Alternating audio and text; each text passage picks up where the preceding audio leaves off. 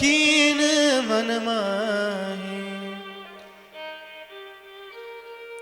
भगवान ने ऐसा संकल्प किया कि बोले अब से इस शरीर से सती का कोई संबंध नहीं है, त्याग दिया उनको, त्याग दिया। लेकिन हमारे यहाँ त्यागना का मतलब बिल्कुल त्यागना होता है, लेकिन भगवान शंकर के दृष्टिकोण में त्यागने का मतलब क्या होता है? एक घर में रह रहे हैं, बातचीत है, सब कुछ है, लेकिन क्या है बोले क्रियाओं से पता चल जाता है कि ये इन्होंने मुझे त्याग दिया। त्यागने का मतलब जब आप किसी से बातचीत करना बंद कर देते हो तो समझ लेना कि उस व्यक्ति ने आपको त्याग दिया। तो मौन एक सबसे बड़ी पीड़ा है। हम छोटे थे तो हम बहुत बोलते थे, बहुत बोलते थे, तो हर किसी को परेशान, मतलब बोलते थे तो सब लोगों ने एक दिन शिकायत करके हमारे गुरुजी के पास चले गए, बोले गुरुजी बहुत बोलता है, बहुत बोलता है, बहुत बोलता है। और हमारी शिकायत जब 5-6 लोगों ने, हमारे जो गुरु भाई बड़े हैं, उन्होंने करी, तो हमें बड़ा बुरा लगा। हमने पूरा मौन व्रत ले लिया, हमने बोलना ही बंद कर दिया, मौन व्रत ले लिया। तो हमारे जितने गुरु भाई है सब आकर के हमसे क्षमा मांगने लगे, बोले गलती हो गई, अरे एक बार बोल दो, एक बार बोल दो। कहने का मतलब ये है कि जब आदमी चुप होता है तो उसके अंदर, मतलब जब वो चुप होता है तो कहने का मतलब ये है वो सामने वाले को पीड़ा देता है। मौन क्या है? सामने वाले को पीड़ा देता है। अगर आप किसी से अच्छा बात कर रहे हो और बाद में बात करना बंद कर दिया तो बोले वो बहुत पीड़ादायक होता है। भगवान शंकर ने क्या किया? बोले मौन रख लिया। आप लोग बोर तो नहीं हो रहे हैं जी? ये तो भगवान की कथा है जी। देखो कथा में भजन, ये गाना सब ठीक है, अच्छी बात है, लेकिन कथा का मतलब क्या होता है? कथा का मतलब फिर कथा ही होता है। वो भजन गाना वो हमारे ऊपर के हेडेक है, वो हमारे आपके बोलने से नहीं गा। हम कुलदीप शर्मा नहीं है कि आपकी फरमाइश पे कुछ ना कुछ गाते रहेंगे। हमको तो जब भगवान प्रेरणा करेंगे अंदर से तब हम गाएंगे। बोले राजा रामचंद्र भगवान की जय।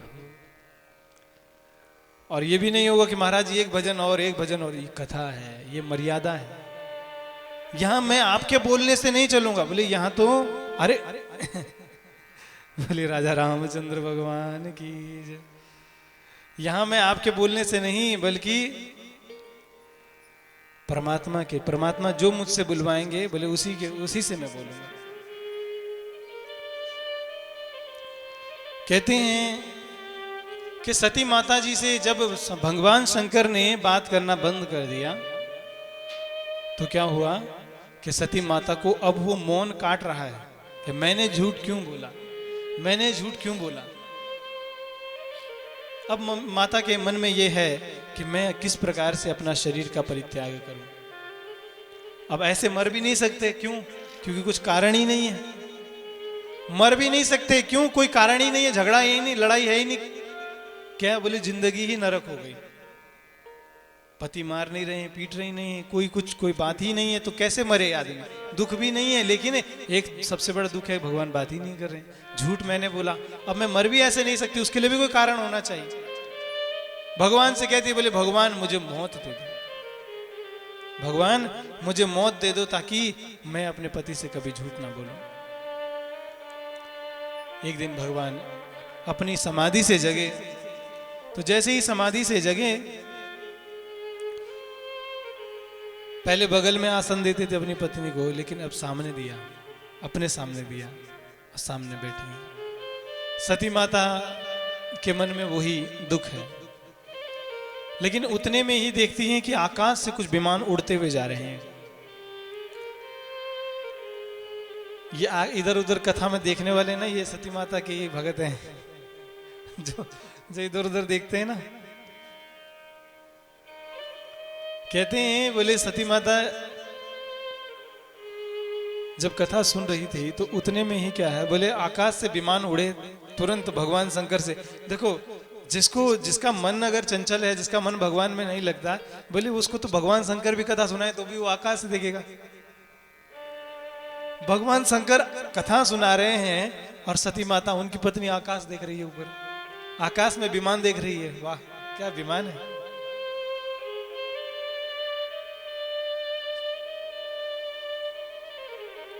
कहा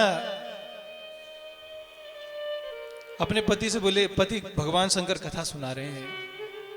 सती माता कहती बोली भगवान और तो सब कथा तो रहने दीजिए, पर ये बताइए विमान कहाँ जा रहे हैं? कथा छोड़ी पर ये विमान कहाँ जा रहे हैं? तब भगवान शंकर कहते हैं, बोले देवी तुम्हारे पिता ने यज्ञ रखा है और उस यज्ञ में सब देवताओं को बुलाया है, हमें निमंत्रण नहीं दिया। क्यों? मेरे पिता ने इतना बड़ा यज्ञ किया और मेरे पिता के यज्ञ में हमको ही निमंत्रण क्यों नहीं? बोले कभी कभी माता पिता भी अपने बच्चों के दुश्मन हो जाते हैं, ऐसा नहीं है। कुछ कुछ बातें ऐसी हो जाती है, कई कई माता पिता ऐसे भी देखे गए हैं। सब माता पिता ही भगवान के स्वरूप नहीं होते हैं। जैसे प्रहलाद जी हैं तो उनके पिता ने उनको मरवाने की पूरी कोशिश करी कि नहीं करी? ये दक्ष हैं अपनी ही बेटी से द्वेष करके, अपनी ही बेटी को भगवान की जो भगवान को सौंपी थी, बोले उसी से द्वेष कर गए। माता पिता होना ही बड़ी बात नहीं है क्या? ये नहीं कि बच्चा पैदा कर दिया तो बस बन गए भगवान। सुन रहे हैं? बच्चा पैदा कर दिया तो बन गए भगवान, अब तो हम भगवान हैं इनके लिए, ऐसा नहीं है। जो अपने बच्चों को सही शिक्षा नहीं देते हैं, अच्छी शिक्षा नहीं देते हैं, बोले वो बोलते ना कि जो अपने माता पिता जो अपने बच्चों को अच्छी शिक्षा नहीं देते, अच्छे गुण नहीं देते, बोले वो अपने बच्चों के क्या है? दुश्मन है। क्या है? दुश्मन है। क्यों? क्योंकि अगर आपने सुना भी होगा कि एक चोर, एक बच्चा था छोटा सा, तो बच्चा जब मार्केट में गया तो सामान कुछ ला रहा था, इतने में अंडे की क्रेट थी, एक अंडा लाया, अंडा चुरा करके घर चला गया। माँ को दिया, बोले माँ मैं एक अंडा लाया चुरा के। बोले अच्छा। माँ ने क्या करा? वो बनाया। बोले शाबाश बेटा, बहुत अच्छा किया, बहुत अच्छा किया। अगली बार स्कूल में गया, पेंसिल लाया, पेन लाया चोर के, तो क्या कहता है? बोले माँ देखो मैं, हाँ बेटा लिखने के काम आएगा। फिर कॉपी चुरा के लाया, तो कहा बोले हाँ हाँ ये भी लिखने के काम आएगी। इसी प्रकार से धीरे धीरे क्या किया? बोले धन चुराने लग गया। इसी प्रकार से धन चुराने लग गया और धन चुराते चुराते उसने राजा के यहां चोरी कर ली। और जब राजा के यहां चोरी करी तो राजा उसको फांसी पे लटका रहा था। तो जब फांसी पे लटकाया तो कहा कि बोले तुम्हारी कोई आखिरी इच्छा है क्या? तो उसने कहा बोले हाँ आखिरी इच्छा है। किससे मिलना चाहोगे? बोले अपनी माँ से। तो सबने सोचा कि अपनी माँ से बड़ा प्रेम करता है, अपनी माँ को देखना चाहता है अंतिम समय पर। जब पहुंचे, माँ आई, माँ ने कहा बेटा बेटा। माँ ने जैसे ही आया तो बेटे ने जैसे माँ को पास बुलाया तो बोले उनका ना कान में कुछ कह रहे थे, तो बोले उनका कान उन्होंने काट दिया। बोले मुझे फांसी नहीं होनी चाहिए, फांसी इन्हें होनी चाहिए, फांसी मुझे नहीं होनी चाहिए थी। अरे मैं तो अबोध था। मैं जब सबसे पहले, माँ जब तुझे याद होगा कि जब सबसे पहले मैं अंडा चुरा के लाया था तो उसी समय मुझे 2 थप्पड़ मार देती है कि गलत कर्म है, इसे मत कर। लेकिन तूने क्या किया? बोले उसमें, उस गलत कार्य में मुझे शाबाशी दी और मुझे प्रेरित किया कि मैं और गलत कार्य कर सकूं। और आज तेरी गलत प्रेरणा की वजह से आज मैं फांसी पर लटका हुआ हूं। आज मैं फांसी पर लटकने जा रहा हूं। औलाद या संतान पैदा करना बड़ी बात नहीं है क्या? उनको अच्छे संस्कार, अच्छे भाव, जीवन भर उनके प्रति अच्छे भाव रखना ही हम लोगों का कर्तव्य है।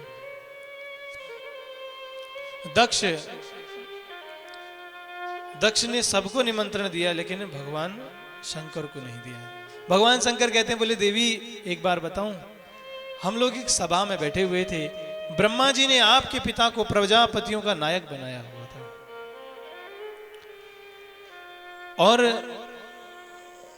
प्रजापतियों का नायक मतलब होता है कि जैसे सांसद होते हैं तो ऐसे प्रजापति होते हैं। और उन सांसदों को जो प्रधानमंत्री बनता है उसको क्या कहते हैं? उनका नायक, बोले उनका अध्यक्ष।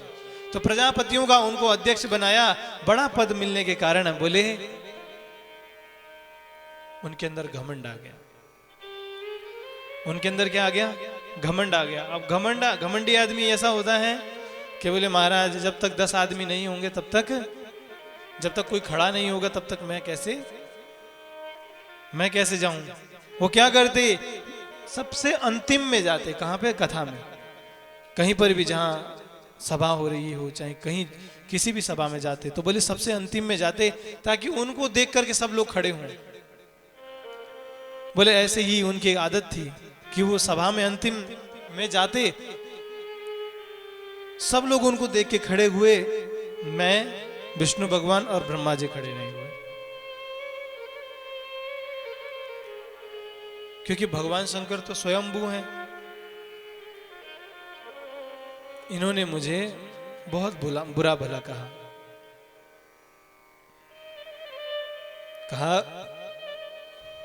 कि बोले ये शंकर है ना, बताओ किस हिसाब से ये हम देवताओं के साथ बैठने योग्य है?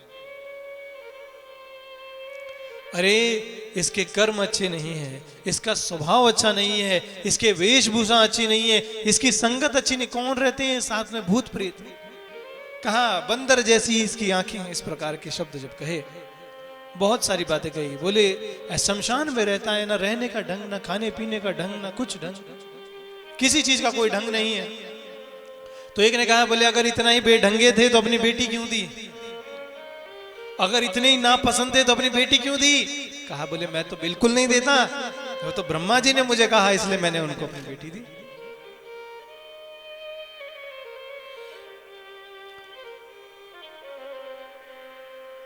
इधर नाराज हो गए। तो बोले बोले जा, भगवान को दक्ष ने श्राप दिया, बोले जाओ तुम्हें किसी यज्ञ में भाग नहीं मिलेगा। अब एक बात बताएं, बोले इन्होंने क्या किया? बोले अब बिना भगवान शंकर को भाग दिए कोई यज्ञ कर ही नहीं सकता था। सब लोग डर रहे थे, बोले भगवान शंकर से दुश्मनी कौन ले। तो जब यज्ञ करना ही बंद हो गया तब दक्ष ने भगवान शंकर के बिना यज्ञ करने का निश्चय किया। तो उन्होंने सबसे पहला यज्ञ जिसमें बिना भगवान शंकर के ही वो यज्ञ संपन्न हो, ऐसा प्रयास किया। तो उन्होंने बिना भगवान शंकर को निमंत्रण दिए, सबको निमंत्रण दिया, घर में जा के निमंत्रण दिया, लेकिन भगवान शंकर को एक बार भी किसी ने निमंत्रण नहीं दिया। भगवान शंकर ने कहा सती तुम मत जाओ, मैं ये देख रहा हूं कि अगर तुम वहां गई तो शायद तुम बचो या ना बचो, शायद तुम बचो या ना बचो। भगवान शंकर ने इतनी बात कह दी, लेकिन सती माता बिल्कुल नहीं मानी। भगवान से कहती हैं कि बोली पिता के घर में तो बिना बताए जाना चाहिए, पिता के घर में तो बिना बताए जाना चाहिए। जब नहीं मानी तो भगवान शंकर ने कहा, बोले सती माता का जितना सामान है, गणों से कहा कि सती माता का कैलाश में जितना सामान है बांध दो और इनको विदा कर। पूरा सामान बंधवा दिया, क्योंकि भगवान को पता था वापस आना नहीं, तो पूरा सामान भगवान ने बंधवा करके उनको कई गणों के साथ जो है भेज दिया। और जब भेजा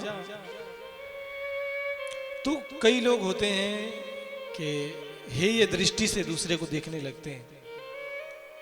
मान लो कोई गरीब हो और वो अमीरों की पार्टी में चला जाए तो कैसे देखेंगे उसको?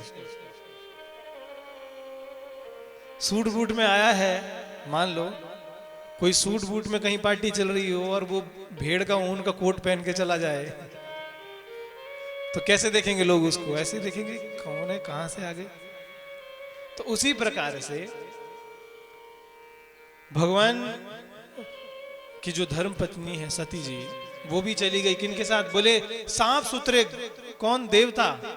और सती माता कैसे? बोले सती माता भूत प्रेतों के साथ, गणों के साथ, नंदी साथ में। देखा, बोले जो बहनें थी, बोलते हैं इस दुनिया में आपका कोई नहीं है, जब तक सब सही चल रहा है, जब तक सब ठीक चल रहा है, तब तक सब ठीक चल रहा है। लेकिन जैसे ही कुछ बिगड़ा, जैसे ही कुछ बिगड़ा, इस दुनिया में दो प्रकार के लोग होते हैं। एक वो जब उन्नति होती है आपकी, तो वो कहने वाले मुझे तो पहले ही पता था कि तुम ये करोगे। और एक वो ही आदमी अगर फेल हो जाए, मुझे तो पहले ही पता था ये ऐसा ही है। सुन रहे हैं? किस पर भरोसा करोगे बताओ? किस पे करोगे भरोसा? कौन आपका अपना है? जब आप सही करोगे तो अरे मुझे तो पहले से ही पता था कि तुम करोगे ऐसा। और जब कुछ गड़बड़ हो गया, अरे मेरे को तो पहले उसके रंग ढंग ठीक नहीं लग रहे थे। ये पहले भविष्य वक्ता बन जाते हैं फिर। तो उसी प्रकार से सती माता जो है, उनकी बहनें उनको देख करके हंस रही हैं। आ गई, अकेले आई, निमंत्रण तो तुम्हें दिया नहीं, फिर भी तुम आ गई। आजकल देखो लोगों में शर्म खत्म हो गई है। बिना बुलाए लोग, बिना बताए लोग आ जाते हैं। अरे अच्छा हुआ तुमने अपने पति को नहीं लाया, हमारे बच्चे हैं देख करके डर जाते। क्यों? क्योंकि उनके गले में सर्पों की माला रहती है, नरमुंडों की माला रहती है। राख चिता भस्मान लेपा, बोले चिता भस्म वो अपने शरीर पर लगाते हैं। सांप बिच्छुओं से उनका श्रृंगार होता है।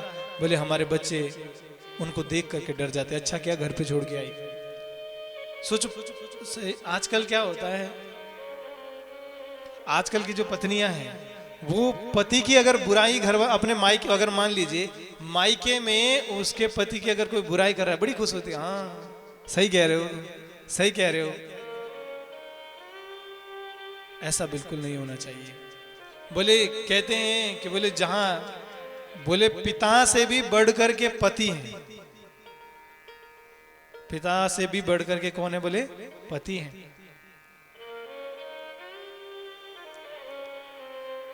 स्त्री का जन्म ही पति के लिए होता है। वो तो एक अमानत है जो पिता के पास रहती है कुछ समय के लिए।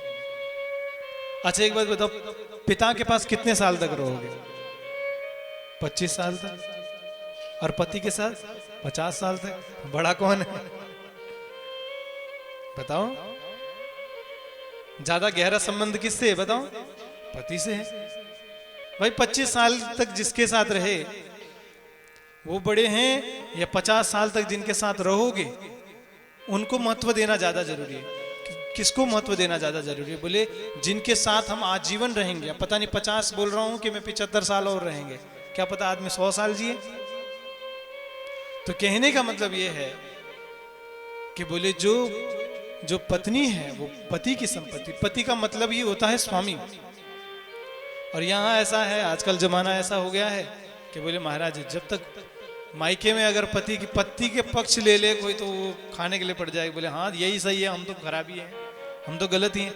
अगर पति का पक्ष ले रहे हो तो पत्नी को खुश होना चाहिए कि देखो कितनी अच्छी बात है।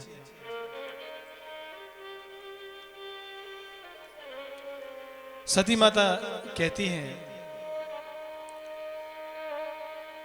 सती माता ने फिर भी अपने मन को चुप करा लिया और जाते जाते जैसे अपनी माँ के पास पहुंची है तो माँ ने कहा, बोले बेटी तुम आ गई।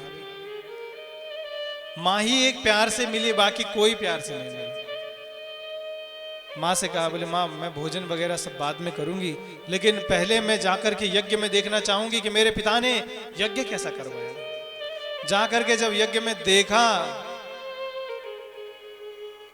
तो भगवान शंकर का कोई भाग नहीं दिखा। बहुत गुस्सा आया, बहुत गुस्सा आया। अपने जो पिता हैं उनको क्या कहा जानते हैं? ऐसे ऐसे शब्द बोले, ऐसे ऐसे शब्द बोले सती माता ने, क्या ही कही। सती माता कहती हैं,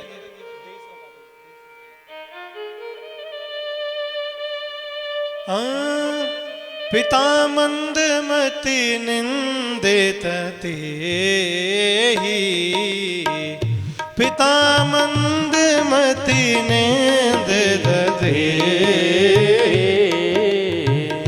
दक्ष शुक्र संभवहि तेहि। दक्ष शुक्र संभव दे तजियो तुरत दे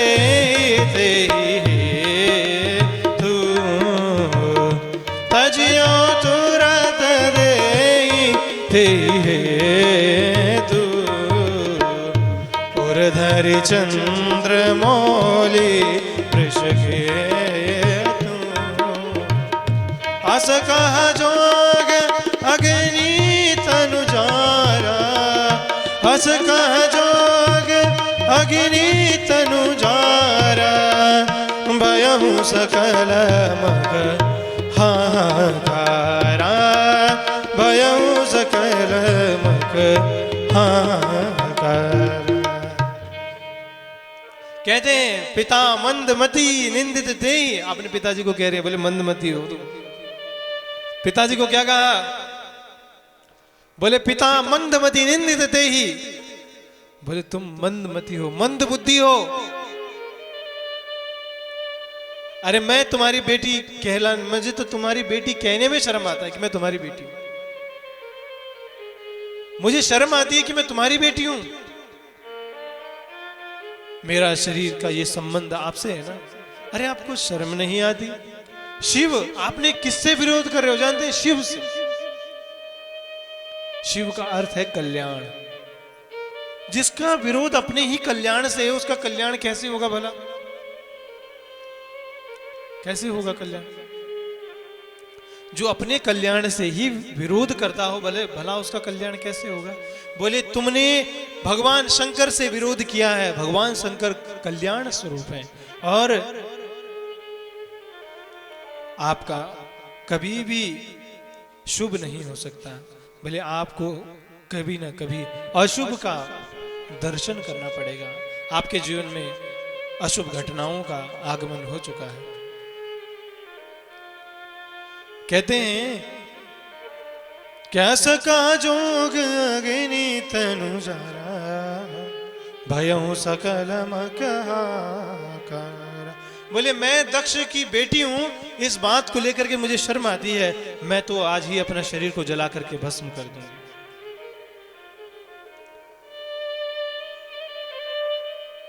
सती माता ने अपने शरीर से योगाग्नि को प्रकट किया है और अपने शरीर को जला करके भस्म कर दिया। बोलिए सती माता की जय। जब सती माता का शरीर जल रहा था, सब गणों ने यज्ञ को विध्वंस करना शुरू कर दिया, लेकिन देवताओं ने उन्हें मार भगाया। इतने में नारद जी भगवान शंकर के पास पहुंचे। शंकर भगवान को सारा हाल बताया। भगवान शंकर को बड़ा क्रोध आया। भगवान शंकर ने अपनी जटा उखाड़ी है और जैसे ही जमीन पर मारी है, बोले उस जटा से वीरभद्र भगवान प्रकट हो गए। बोले वीरभद्र भगवान की जय हो। वीरभद्र भगवान जब प्रकट हुए, भगवान शंकर कहते हैं, भगवान शंकर ने कहा कि बोले वीरभद्र तुम्हारा जन्म इसीलिए हुआ है कि तुम जाकर के दक्ष का सर्वनाश कर दो। इतने में ही जैसे ही ये बात वीरभद्र ने सुनी, वीरभद्र विकराल रूप धारण करके अपने साथ कई हजार गणों को लेकर के, कई लाखों गणों को लेकर के कहां पहुंचे हैं? बोले हरिद्वार कनखल में। हरिद्वार कनखल में पहुंचे हैं।